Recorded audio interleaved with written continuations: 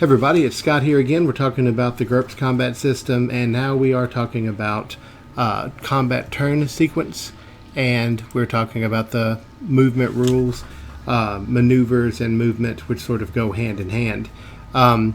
We've already talked about who's wearing a helm, and at this time we know who is surprised. Our enemies over here, our mercenaries, are surprised, and they are going to have a -1 on their active defense for the first second of combat, which is not a lot. The characters may or may not even get to be able to use that advantage, but we'll see what happens. Characters, to determine the combat turn sequence of these characters, in other words, who goes first, who goes second, we look at their movement scores, and we compare them. For example, Drawn has a move of 5, Tobias, Corbin, most of these characters, matter of fact, all of these characters have a movement of 5.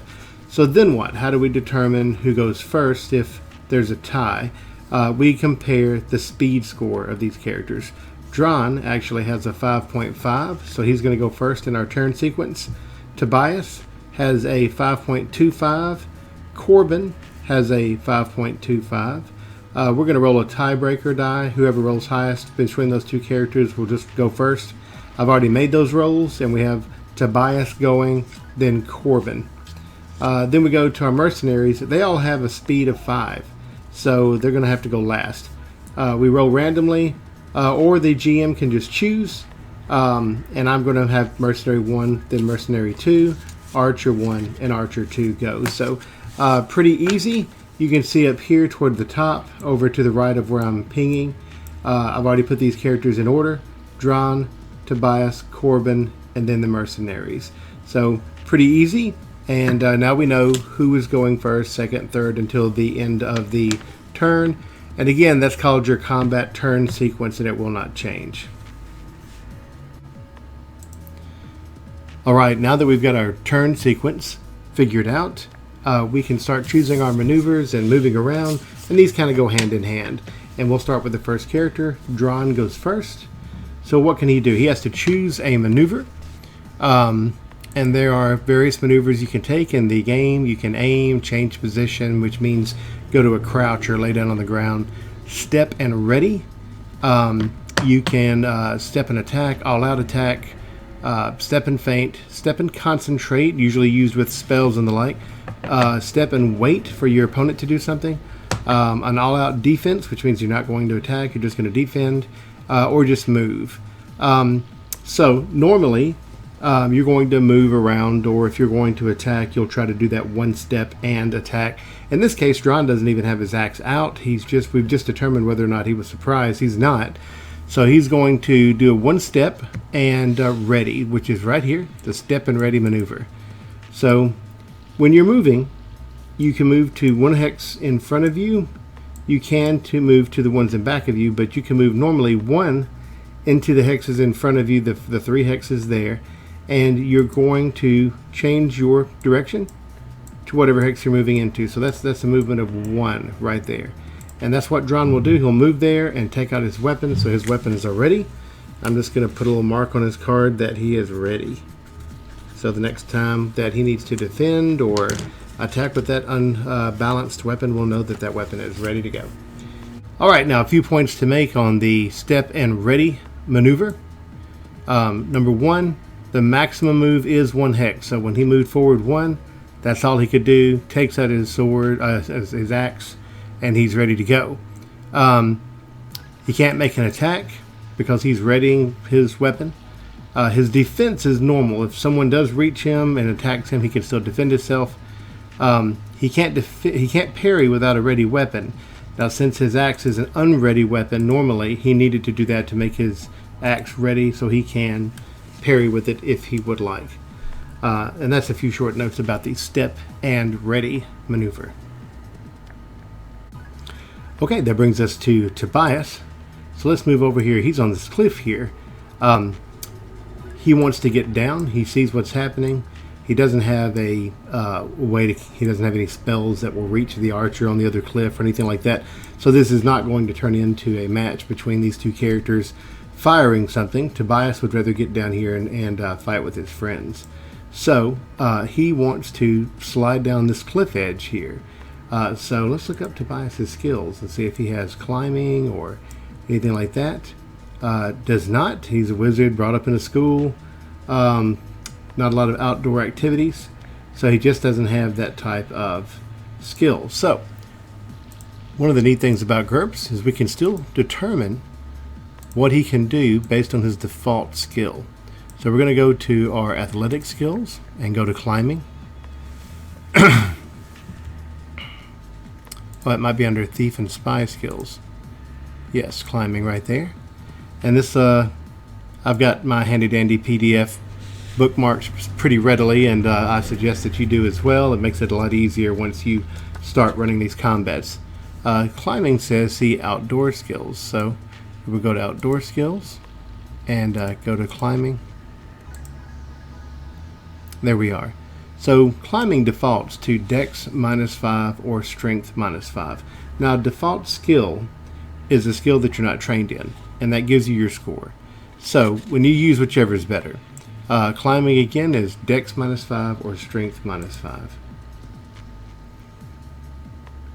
So Dex -5 for him is going to be 6. So his skill in climbing is 6. It's a pretty easy cliff to get down. It's motioned in a way that would probably be easier for him. I'm not going to give him any penalties, but he needs to roll under a 6 on 3d6. 4, 5, 6, 7, 8. He fails, but he doesn't critically fail. So I'm going to let him move 1 down the cliff. He makes it part way, but he definitely doesn't slide down easily to the bottom of the cliff area. He's still going to have to take another turn of climbing. That's going to be all of his movement. It's going to be very difficult travel down that cliff, so I'm going to say the character had to use all of his movement just to slide down that much down the cliff with his failed roll. Alright, so let's continue on. That was Tobias.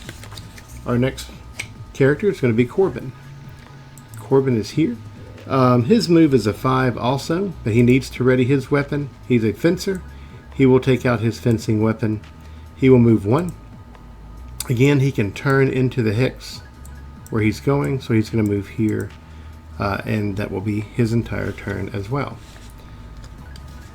The mercenaries, 1 and 2, are going to use the exact same maneuver, step and ready, step and ready.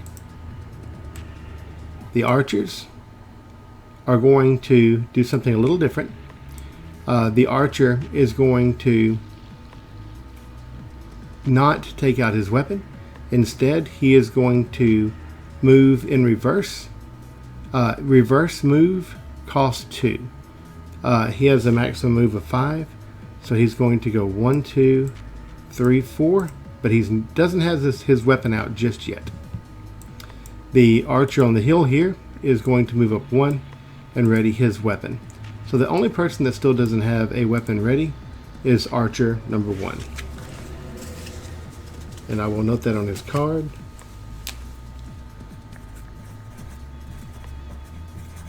That his bow is still unready.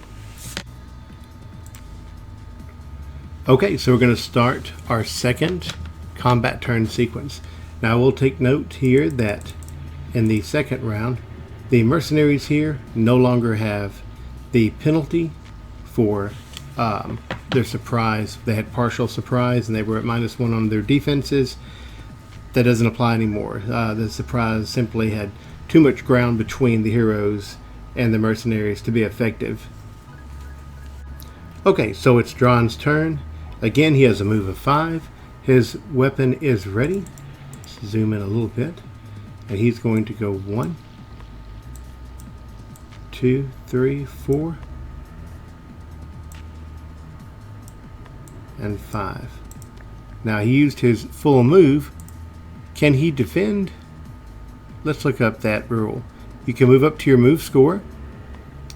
You can't change your facing unless you move only 1/2 your move. He used all of his.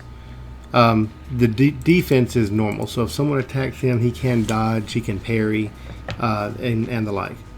Corbin likewise doesn't want to wait. That bush would cause more movement, maybe double or even triple, to move through that bush or tree, so he just says 1, 2, 3, 4, and 5. That brings us to Tobias. We know that he has a 6 climbing skill. He's going to try to make that climbing skill again. Either way, he'll get to the bottom of the cliff, but we still have to roll to see if he critically fails. So let's check that out. 6, 7, 8, 9, 10, 11, 12. No critical failure, but he doesn't roll very good. He doesn't pass his skill check, so he simply slides down to the trail and is pretty far behind. That brings us to our mercenaries. Now, they could step and attack, but it would do them no good because they can't get close enough. So the only thing they could choose to do would be to use movement and actually move up the 1, 2, 1, 2. But again, they would be using a movement maneuver and not a step and attack maneuver. As a step and attack maneuver, you can only move 1 hex and perform that maneuver. Otherwise, you're just simply making a movement maneuver. You can move up to your move score and make a wild swing. Both of these guards are going to do that. They're going to rush the heroes just like the heroes rush them. And this guard number 1 moves 1 and then 2. Now note, once that he's up there, that he can only attack to his front. So for example, the top of their heads are the direction these characters are facing. This guard could only attack this hex because that is where he's pointed. So, but he is moved less than half of his movement. Let's go to this table of maneuvers again, very handy chart, and you'll see here that under movement, if you have moved 1/2 of your move, you can change at any facing, or more than 1/2 of your move, you can change to 1 hex side. So for example, he's only moved 1, 2 out of his 5. He could end his move and change his facing all the way around or any direction he wanted. In this case, he is going to change his facing to face Corbin and then attack him. Because he has moved more than 1 hex, he cannot use the step and attack maneuver. He'll simply have to use movement, which means he's going to have to make a wild swing. And let's talk about wild swings. So a wild swing is an attack that takes place after you've moved too far normally. You've moved more than 1 hex and attacked. In this case, the guy only moved 2 hexes, but that mercenary will still get a -1 to hit. His skill, he'll get the wild swing effect. The wild swing is a -5 to hit, or a maximum roll of 9. So his attack is going to be -1 for the helmet, and then -5 for the wild swing. His normal attack is 9. And so that's going to be a total of 3. So he's only got a skill of 3 on 3 dice. But if you look up the rules for the rolls, a 3 or 4 always hits. A 3 or 4 is always, as a matter of fact, a critical hit. But since his skill is so incredibly low, as the GM, I'm going to say he'll critically hit with a 3, a normal hit with a 4. So let's roll for that guard. And probably not, and no, he does not get that hit. The second guard will do the same thing. He moves more than 1, so he has to take that wild swing, and all the same rules will still apply. He rolls. Nope, very good roll, but not enough with the wild swing. He just leaps up and hacks at the air. Corbin doesn't even have to move back very far, and his the mercenary's sword misses him. All right, and that brings us to our 2 archers. They have to pick maneuvers, and they're going to pick the first archer here is going to pick a step and ready. He's going to ready his bow. He's actually not going to move, but he's going to take his bow out. And I've got that noted on his card that his bow is now ready.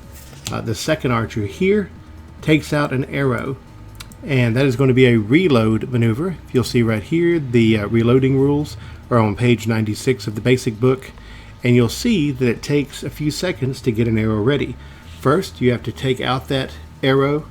The second turn, you have to notch and pull back the arrow. Then on the third turn, you can fire or you can start aiming. And we'll get to those rules on our next lesson.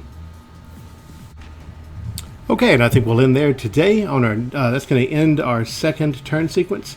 And on our next film, we'll start using other maneuvers. These archers will get to fire. We'll talk about ranged attacks and how they work. Some more very interesting options for characters and some of the more interesting rules, and we'll get back to that. I hope everybody enjoyed listening to me talk about one of my favorite hobbies, the GURPS system. Steve Jackson Games, and we're going to see all you next time. Thanks again. Click down below and like and subscribe. Thanks a lot. We'll talk to you later. And one last thing, if you have any questions about this video, the GURPS system in general, you can join our gaming group, GURPS 3rd Edition, on Facebook. We'd be glad to have you there. I post new materials for the GURPS system there quite often. We have a great bunch of friendly people. Would love to hear from you. Love to see you join that group. And also, if you have any questions, you can just comment below. I'll be glad to answer anything that you come up with. Thanks a lot. Bye.